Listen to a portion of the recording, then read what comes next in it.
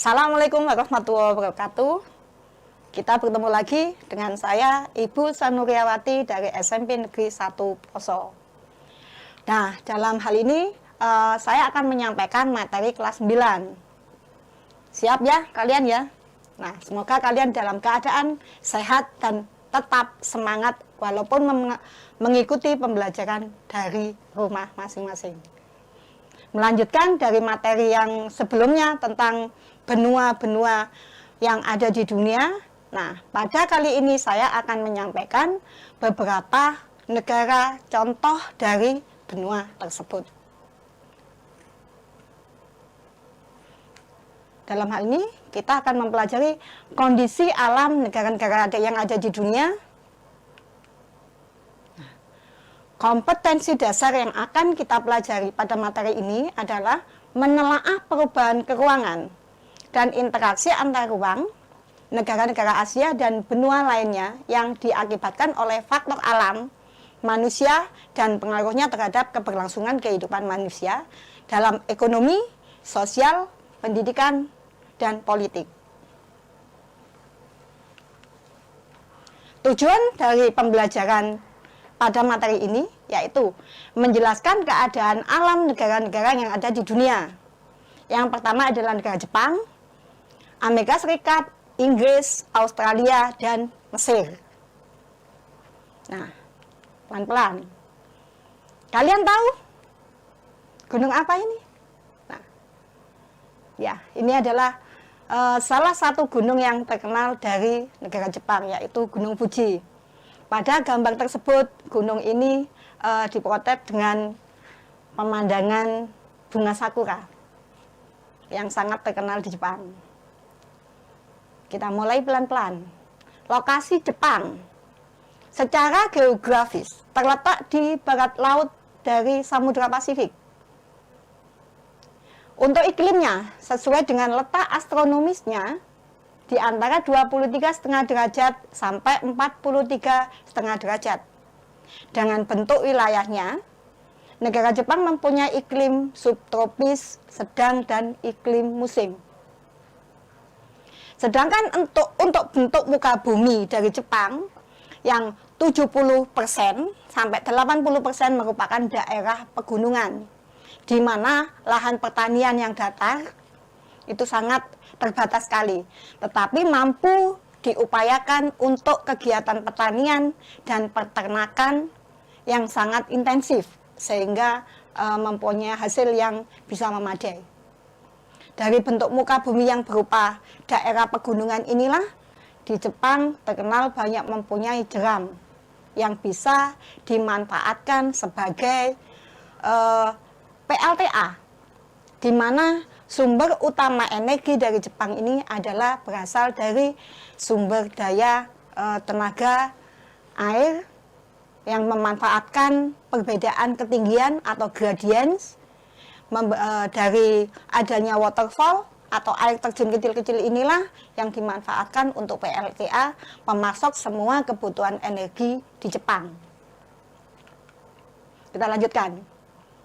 Untuk keadaan geologi negara Jepang sendiri, Jepang merupakan bagian dari Ring of Fire, cincin api dari pegunungan besar di dunia, yaitu Sirkum Pasifik.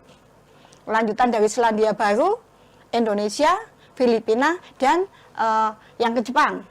Jadi Sirkum Pasifik atau Ring of Fire yang ada di Jepang ini, dampaknya juga Jepang mempunyai atau sering dilanda oleh gempa, baik besar, sedang, maupun gempa yang lemah.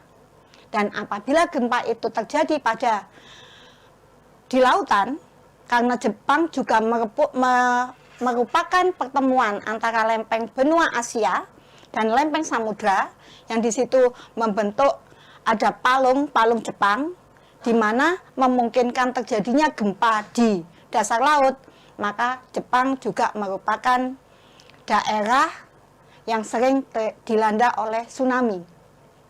Jadi kita paham, dampak lain dari keadaan geologi negara Jepang yang terletak di Ring of Fire atau lingkaran pegunungan Sirkum Pasifik salah satunya menyebabkan Jepang sering diguncang gempa. Dan gempa tersebut sebagian besar kalau di laut akan memungkinkan terjadinya tsunami. Kita lanjutkan. Untuk flora dan fauna di daerah Jepang, ini banyak pohon bambu, pohon mapel, beech, dan poplar. Sedangkan faunanya babi, hutan, monyet, serigala, dan rusa. Seperti fauna yang ada di benua Asia pada umumnya. Nah, kita lanjutkan pada negara yang berikutnya. Tahu kalian suku bangsa apa yang ada pada layar kalian ini? Ya, ini adalah suku bangsa asli Indian. Di mana bangsa Indian bisa kita ketemukan?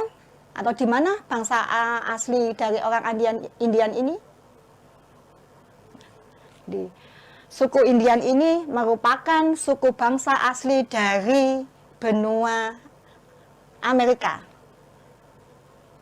Jadi orang Indian ini kalau dia berada di daerah yang tahan es atau di daerah Kanada, dia adalah suku Eskimo. Jadi orang Eskimo ini adalah suku asli bangsa Indian yang sudah beradaptasi terhadap daerah yang dingin.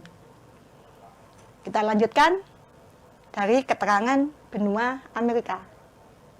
Sambil kalian perhatikan peta yang ada, ini adalah peta Amerika Serikat.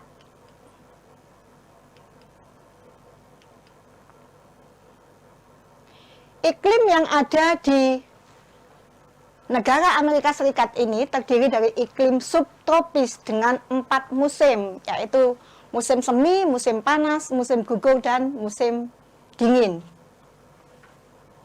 Untuk bentuk muka bumi dari Amerika Serikat, di Amerika Serikat ini wilayah barat atau terdiri dari pegunungan Rocky, pegunungan batu, atau Rocky Mountains di wilayah barat, dan pegunungan Appalachia di bagian timurnya. Di antara dua pegunungan ini, di antara Rocky Mountains dan pegunungan Appalachia, terdapat sebuah daerah atau dataran yang sangat luas, atau dikenal dengan The Great Plains. Wilayah inilah yang dimanfaatkan sebagai wilayah pertanian maupun peternakan yang ada di Amerika Serikat. Nanti pada pembahasan selanjutnya kalian akan mengenal wilayah Amerika Serikat pada daerah yang spesifik melalui pertanian yang dikuasai dengan teknologi yang tinggi. Kita mengenal dengan yang adanya daerah penanaman kapas, daerah penanaman gandum. Jadi sudah ada dikasih karena kecanggihan untuk tingkat teknologi di tingkat pertanian di Amerika Serikat. Kita lanjutkan dengan geologi. Jadi geologi karena keadaan wilayahnya, Amerika Serikat merupakan negara yang kaya akan sumber daya alam geologi. Nomor 3, kita nomor 2 sedunia dengan hasil yaitu batu bara yang sangat terkenal. Kemudian wilayah dataran yang sangat luas dan subur sebagai daerah pertanian dan daerah peternakan yang sangat bisa dimanfaatkan untuk sebagai komoditas dari Amerika Serikat. Sedangkan untuk flora dan fauna yang ada di Amerika Serikat, untuk floranya ada pohon mapel, pohon elm, dan pohon oak atau ek gitu. Sedangkan untuk fauna yang terkenal ada bison, antelop, armadillo, dan beruang. Nah, ini sedikit tentang Amerika Serikat. Lokasinya secara geografis, sebelah utara berbatasan dengan Kanada, sebelah baratnya berbatasan dengan Samudra Pasifik, sedangkan di sebelah timur berbatasan dengan Samudra Atlantik, sebelah selatan berbatasan dengan Meksiko, Teluk Meksiko, dan Kuba. Dan negara Amerika Serikat terdiri dari 50 negara bagian 48 negara bagian ini menjadi satu wilayah di Amerika Serikat. Yang dua yaitu Alaska di sebelah utaranya Kanada, berbatasan juga dengan wilayah utara Arktik. Sedangkan yang satu lagi merupakan negara bagian yang ke-50 adalah negara Hawaii. Untuk iklimnya, tadi sudah saya terangkan, terdiri dari 4 musim atau 4 iklim. Kita lanjutkan dengan bentuk muka bumi yang sekilas tadi, yang terdiri dari 2 pegunungan besar, yaitu Rocky Mountains dan Appalachia. Untuk wilayah yang sebelah utara dari Amerika Serikat berbatasan dengan Kanada, di sana banyak ditemukan sejumlah danau besar. Ini berkaitan dengan kondisi atau pembentukan awal proses geomorfologi pada saat terbentuknya benua-benua yang ada di dunia. Geologi, kayak sumber daya alam geologi, untuk batu bara, 27% cadangan batu bara dunia terdapat di Amerika Serikat. Fauna khas, flora khas dari Amerika Serikat merupakan padang rumput yang sangat luas, dikenal dengan stepa atau prairie. Kemudian ada pohon yang terkenal redwood, ini dari Amerika Serikat.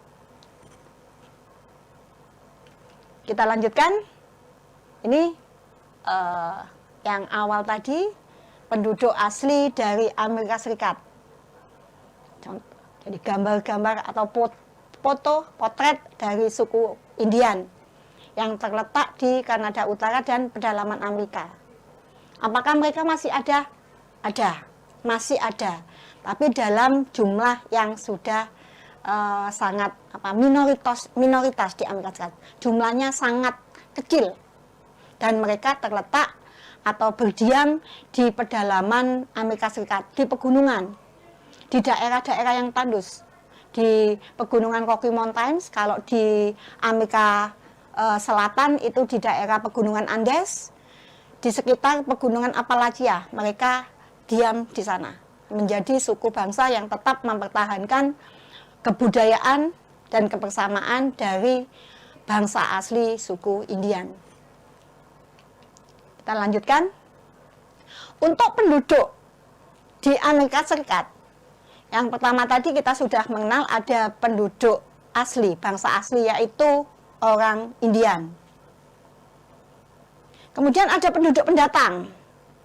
Karena kemajuan teknologi salah satunya adalah kompas, kemudian ditemukannya kapal-kapal besar, sehingga banyak orang kulit putih yang dalam tanda petik mereka berasal dari Eropa. Merupakan bangsa yang pertama kali datang ke Amerika. Yang saat ini mereka menguasai semua negara yang ada di Amerika, di benua Amerika, Amerika Serikat, Meksiko, sampai Amerika Selatan. Mereka ini dikuasai oleh bangsa pendatang yang kita kenal dengan Pilgrim Fathers. Jadi mereka yang berkuasa di setiap negara yang ada di benua Amerika. Untuk bahasa mengikuti. Jadi bahasa-bahasa yang digunakan di Amerika itu mereka mengikuti bangsa pendatang. Contoh, kalau misalnya di Kanada awal adalah bangsa pendatangnya dari Perancis. Di Kanada digunakan bahasa Perancis. Setelah itu bahasa Inggris masuk. Jadi bahasa Inggris juga digunakan di Kanada. Untuk Amerika Serikat juga demikian. Yang paling banyak Pilgrim Fathers atau pendatangnya dari Inggris, bahasa yang paling banyak digunakan adalah bahasa Inggris. Sedangkan untuk Amerika Tengah dan Amerika Selatan, karena mereka bangsa pendatangnya banyak dari Eropa Selatan atau kita kenal dengan Anglo-Amerika, mereka dikenal dengan sebutan Amerika Latin. Jadi Amerika Latin itu terletak di Amerika Tengah dan Amerika Selatan. Kenapa Amerika Latin? Karena mereka menggunakan bahasa Latin yang berasal dari Eropa Selatan. Mana contohnya? Spanyol, Portugis. Nah, bahasa Spanyol dan Portugis inilah yang banyak digunakan di Amerika Tengah dan Amerika Selatan. Sekarang paham kan ya tentang kenapa disebut dengan Amerika Latin? Karena menggunakan bahasa Latin. Bahasa Latin dari mana? Dari orang-orang yang berasal dari Eropa Selatan. Mereka menggunakan bahasa Latin. Penduduk pendatang yang kedua adalah orang Negro. Mereka berasal dari benua Afrika. Jadi orang Afrika ini dulunya sengaja didatangkan dari benua Afrika untuk dijadikan budak, dipekerjakan di daerah pertanian, peternakan, pertambangan, serta industri. Didatangkan begitu saja. Kalau kita ngomong budak, berarti tidak ada upah. Jadi posisi mereka adalah orang-orang yang sangat minoritas di bawah. Walaupun pada kenyataannya pada abad 17, 18 sudah ada larangan tidak boleh adanya perbudakan dari Presiden Abraham Lincoln, tetapi pada prakteknya sebagian kecil masih ada perbudakan di wilayah Amerika. Karena adanya penduduk asli, kemudian bangsa pendatang yang kulit putih dan orang Negro, maka penduduk yang kemudian di benua Amerika atau Amerika Serikat ada penduduk campuran. Jadi orang campuran ini ada 3, yaitu mulat, mestis, dan jambo. Mereka bertiga dimasukkan dalam kelompok kulit berwarna. Kita lihat penduduk campuran atau orang keturunan, di mana mulat. Mulat ini merupakan keturunan orang kulit putih dan Negro. Saya ulang. Jadi bangsa keturunan orang kulit putih dan Negro ini disebut dengan bangsa mulat atau mulatto. Yang kedua adalah mestis. Mestis merupakan keturunan orang kulit putih dengan orang Indian. Kalau Indonesia misalnya kita masuk kulit berwarna. Apabila orang Indonesia menikah dengan orang kulit putih, maka keturunan kita juga disebut dengan orang mestis. Paham ya? Jadi kalau orang Indonesia menikah dengan orang kulit putih, maka keturunannya disebut dengan orang mestis. Karena orang Indonesia merupakan, kalau dalam pembagian besar, masuk orang kulit berwarna. Zambo. Zambo ini merupakan keturunan dari orang Indian dan orang Negro. Jadi kalau mereka menikah, keturunannya disebut dengan Zambo. Mulat, mestis, dan Zambo ini termasuk pada kulit berwarna. Kita lanjutkan. Negara yang kemudian contoh dari benua Eropa adalah Inggris. Kita ambil Inggris, merupakan negara yang paling maju di benua Eropa. Terletak di Eropa bagian barat. Lokasinya, jadi secara geografis dia merupakan kepulauan kontinental, ada di sebelah barat dari benua Eropa. Disebut dengan pulau kontinental, dulunya sekali Inggris ini bersatu dengan benua besar dari benua Eropa, di mana berbatasan dengan Samudra Atlantik. Wilayahnya meliputi Inggris, England, Skotlandia, Wales, dan Skotlandia Utara. Ini adalah wilayah Inggris secara umum. Sedangkan untuk iklim, karena melihat letak astronomisnya, di Inggris ini mempunyai iklim sedang. Iklim sedang yang hangat. Kenapa demikian? Kita tahu kalau di Inggris ini ada pertemuan arus Gulf Stream yang hangat. Maka secara perikanan atau pelayaran, Inggris merupakan daerah yang sangat ramai untuk wilayah pelayaran. Karena wilayah yang sebelah utara dari Khatulistiwa, beberapa negara pada saat musim dingin, mereka mengalami musim dingin di mana perairan bisa sampai membeku. Tapi karena adanya arus Gulf Stream di Inggris, ini menjadikan Inggris sepanjang tahun wilayahnya bebas dari es. Inilah yang menyebabkan Inggris itu maju dalam bidang pelayaran. Yang pertama. Yang kedua, perikanan. Karena kondisi air yang hangat, maka di situ banyak plankton. Karena banyak plankton, Inggris banyak ikan. Jadi ada hubungan sebab akibat. Perikanan yang maju disebabkan juga oleh wilayah laut. Jadi wilayah laut yang hangat. Kita lanjutkan dengan bentuk muka bumi dari Inggris. Wilayahnya bergunung-gunung di bagian utara. Sedangkan untuk sebelah timur dan selatan bergelombang. Daerah pegunungan yang rendah. Yang tertinggi hanya Benefice, itu tingginya 1.300 sekian. Secara geologi, karena benua Eropa pada proses pembentukan secara geomorfologi merupakan benua yang sangat tua juga, maka sumber daya alam yang utama adalah batu bara, di mana kandungan batu baranya adalah tinggi. Inilah yang mendukung kenapa Inggris maju. Karena sejak awal dia sudah mengetahui dan bisa memanfaatkan sumber daya alam batu bara ini dengan baik. Yang pertama. Yang kedua, banyak orang yang menemukan atau penemu-penemu dunia dari Inggris, di mana ilmunya, inovasinya itu diberikan kepada dunia.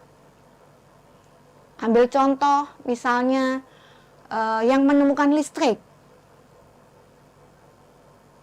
yang menemukan alat-alat yang bisa menggunakan dengan batu bara. Ini banyak dari Inggris yang kemudian ditambung oleh Inggris yang menyebabkan kemajuan di bidang industri di Inggris. Jadi revolusi industri di Inggris ini dimulai abad ke-17 yang kemudian dilanjutkan oleh negara Jerman dan sebagainya. Yang kedua, minyak bumi dan gas. Jadi Inggris kaya akan minyak bumi dan gas karena keadaan geologinya. Kita lanjutkan dengan flora dan fauna yang ada di negara Inggris. Floranya terdiri dari pohon oak itu, elm, horse, chestnut, dan spruce. Spruce macam rumput itu. Kemudian untuk faunanya, ada rusa merah, belibis merah, dan raja wali emas. Pada tayangan gambar itu ada contoh dari fauna rusa merah.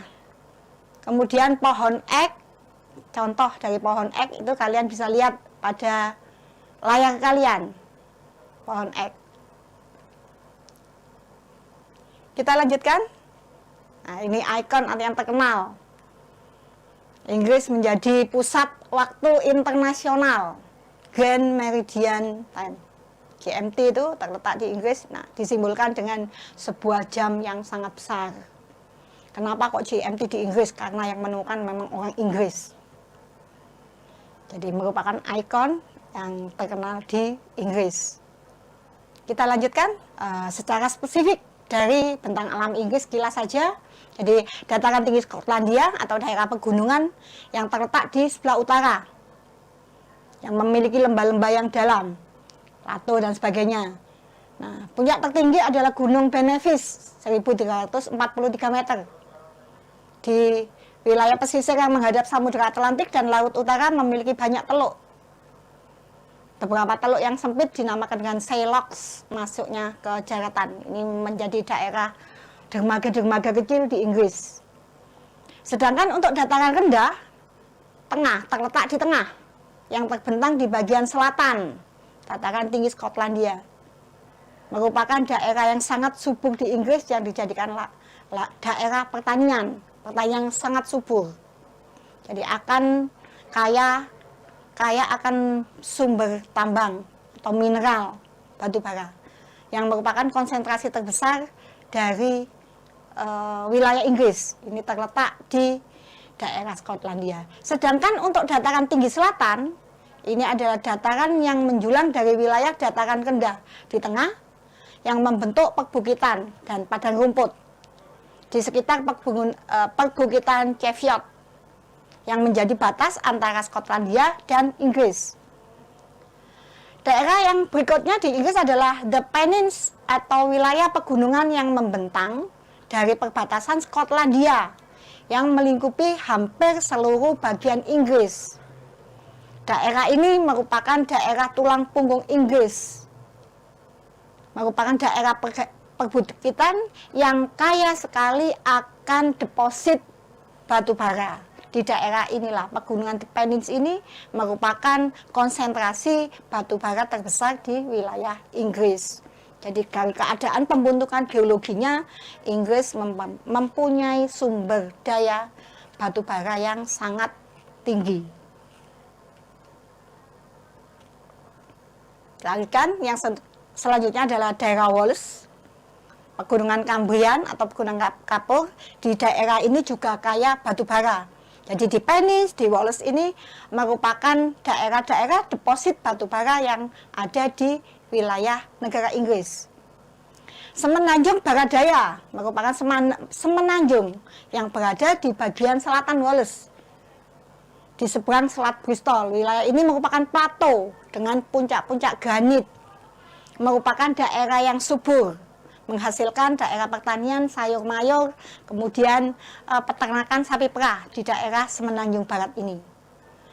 Yang selanjutnya adalah dataran rendah Inggris, mencakup keseluruhan wilayah Inggris dari bagian selatan Pennines dan timur Wales, memiliki konsentrasi sebagian besar. Jadi pertanian industri dan pemukiman Inggris ini terletak di dataran rendah Inggris atau kita kenal dengan Inggris Raya.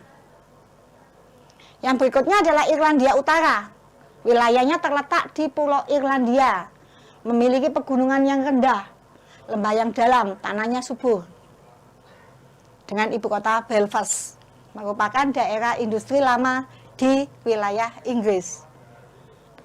Negara yang selanjutnya kita bahas. Coba kita lihat pada gambar tersebut. Ada yang tahu binatang apa itu? Ya. Yang pertama yang di pojok atas hitam itu merupakan binatang yang kita sebut dengan Tasmanian Devil. Atau setan devil itu ya. Tasmanian Devil. Sedangkan sebelahnya ini adalah koala, binatang yang lucu. Sebelah kiri, tahukah kalian binatang apa itu? Iya, kanguru. Wallaby hampir sama dengan kanguru mungkin, tapi bentuknya agak kecil. Di mana binatang-binatang ini bisa kita dapatkan atau kita jumpai? Pasti tahu semua jawabannya. Iya, Australia. Jadi binatang-binatang ini merupakan daerah binatang-binatang yang terkenal dari Australia. Ini simbol juga yang terkenal dari negara benua sekaligus negara Australia, yaitu Gedung Opera yang sangat terkenal. Gambar yang sebelahnya ini yang kita sebut dengan Great Barrier Reef, sebuah penampakan alam yang khas yang hanya terdapat di benua Australia. Jadi, The Great Barrier Reef terbentuknya pada awal pembentukan benua di dunia. Salah satu keindahan alam yang wajib kita syukuri. Jadi di Australia inilah yang disebut dengan Great Barrier Reef. Kenapa saya tunjukkan? Tidak semuanya kita bisa pergi ke Australia. Jadi itulah gambar dari The Great Barrier Reef. Sebelahnya adalah Gedung Opera. Saya lanjutkan dengan negara Australia. Nah, ini adalah peta dari benua sekaligus adalah negara Australia. Untuk iklim, Australia berada pada 3 wilayah lintang, yaitu lintang tropis, subtropis, dan sedang. Jadi ketiga iklim tersebut bisa kita dapatkan, kita jumpai di wilayah negara Australia atau di benua Australia yang merupakan sebuah atau suatu negara. Untuk bentuk muka bumi dari negara Australia, yang pertama ini adalah dataran pantai, coastal plains. Kemudian dataran tinggi timur, Eastern Highlands. Jadi wilayah timur dari Australia ini terdiri dari dataran tinggi. Kita kenal dengan Eastern Highlands. Sedangkan dataran rendahnya terletak di tengah, Central Lowlands. Pusat dataran rendah yang terletak di tengah. Yang kemudian bentuk muka buminya adalah plato. Jadi pada persebaran benua, Australia ini adalah bagian dari benua Gondwana yang terletak di sebelah selatan dari Khatulistiwa.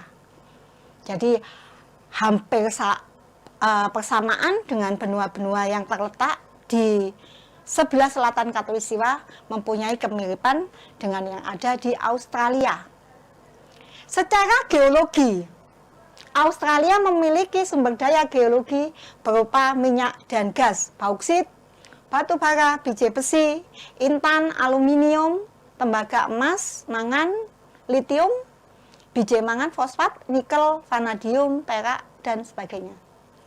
Sedangkan untuk flora fauna, tadi yang sudah saya kenalkan, salah satunya adalah kanguru, flora yang terkenal dari Australia. Untuk floranya, tadi adalah fauna yang terkenal adalah wallaby, Tasmanian devil, kanguru, dan koala. Untuk floranya, terdapat rumput hammock, hutan akasia, semak belukar. Ini lokasi Australia dengan batas. Sebelah utara adalah Laut Timor, berbatasan dengan Indonesia, Laut Arafura dan Selat Torres, ini wilayah Indonesia. Sebelah timurnya adalah Laut Coral dan Laut Tasmania.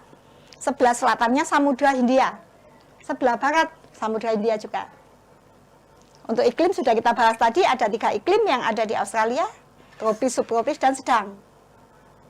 Bentuk muka bumi tadi sudah sedikit saya singgung, terdiri dari dataran pantai coastal plains, dataran tinggi timur Eastern Highlands atau terkenal dengan Great Dividing Range yang tadi ada gambarnya itu adalah gambar dari penampakan dataran tinggi yang terletak di timur, Great Dividing Range.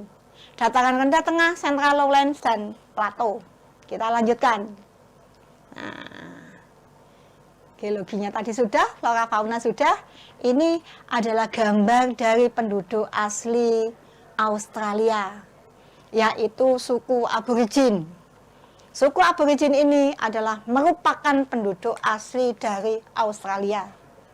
Yang kalau dari penelitian, suku Aborigin ini hampir sama gennya dengan penduduk India. Kenapa? Dari sejarah pembentukan. Jadi India dan Australia ini dulunya adalah sebuah benua besar dari Gondwana. Nah, kita lanjutkan negara yang berikutnya. Pasti kalian tahu di mana ini kita temukan. Dan jawabannya pasti 100% betul semua. Ya, piramida yang terkenal dari negara Mesir. Kita lanjutkan, di situ ada Sphinx, ada gambar Sphinx, ada gambar piramid yang besar. Ya. Negara berikutnya yang kita bahas, contoh dari benua Afrika, kita ambil contoh negara Mesir yang terkenal dengan piramidnya tadi.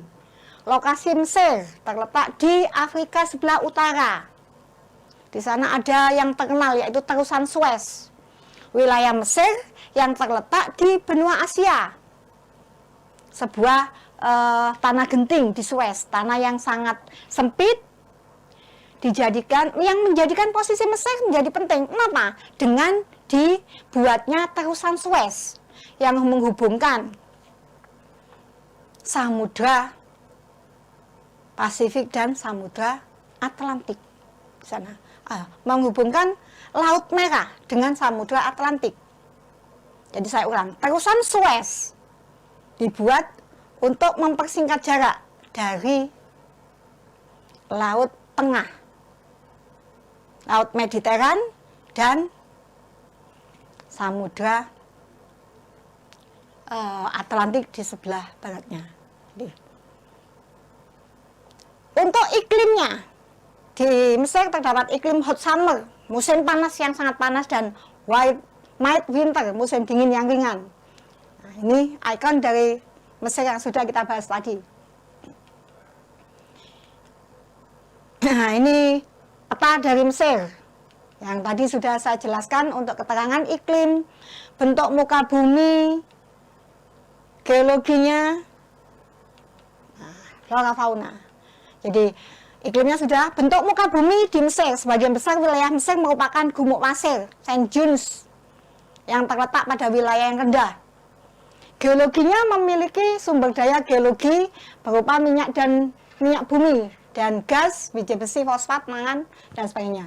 Flora fauna, flora pohon lontar atau papirus, palma, kayu putih, akasia, pohon cemara.